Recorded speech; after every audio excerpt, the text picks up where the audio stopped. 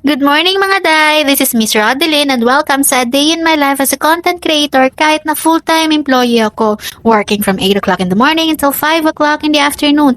Kaya naman mapapasabi ka na lang na, ay, for the go! Malapit na nga po pala ang 60th birthday ng mama ko. All our life, she has taken care of us na magkapatid. She is the pillar of our family since lumaki akong walang papa. He died when I was 5 years old. At si mama lang mag-isa ang bumuhay sa amin. Kaya naisipan kong pagpaguran itong regalo na ibibigay ko sa kanya. Itong ginagawa ko na to ay isang tote bag na may color na dusty pink at may accents na turquoise. Super special yung polyester yarn na gamit ko dyan. At sa India ko pa yan in order. Napaka-unique din nito kasi sarili kong design to. Walang ibang katulad. Pwede ni mama to lagyan ng books and lesson plans niya, lunchbox o kahit ano pa na pwedeng magkasya dito. Mga 2 months ko pala to ginawa. Super tasky siya kasi yung stitches niya need na liitan para walang space na makita at hindi siya maging see-through. Gusto kasi super quality din at super tibay ng gagawin kong bag for my mama.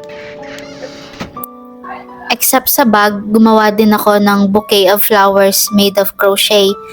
I made roses, chamomile flower, lily of the valley, and tulips. I want my mama to feel special on her special day.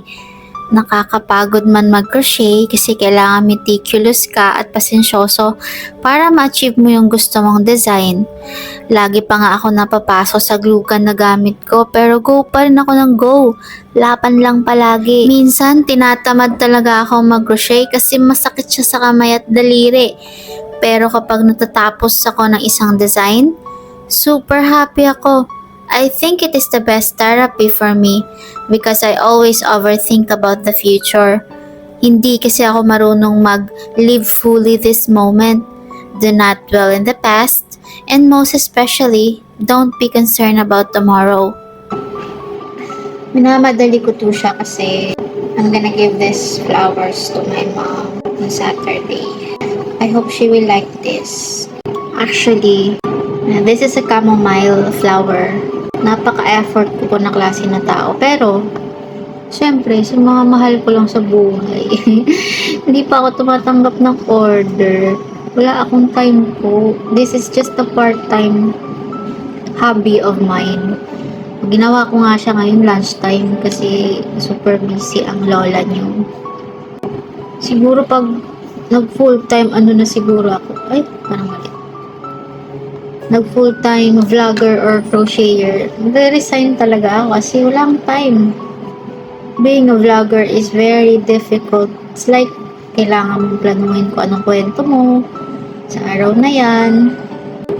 Pero, kung i-compare ko yung progress ko or yung expertise or yung ganda, quality ng products ko, I think it's getting better.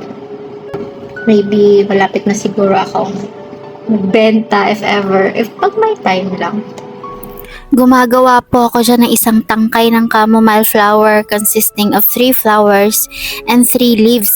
Nilagay ko yung mga flowers sa metal stick para matigas at binalot ko ng green na yarn yung buong stem. Nag-a-assemble na po pala ako dyan ng bouquet ko kasi pagkasunod na araw ibibigay ko na siya kay mama. Kakatapos lang ng activity namin dyan sa office kaya super pagoda ang person nyo. So ayan na po, tapos na po ang bouquet natin. Sana naman magustuhan mo ma.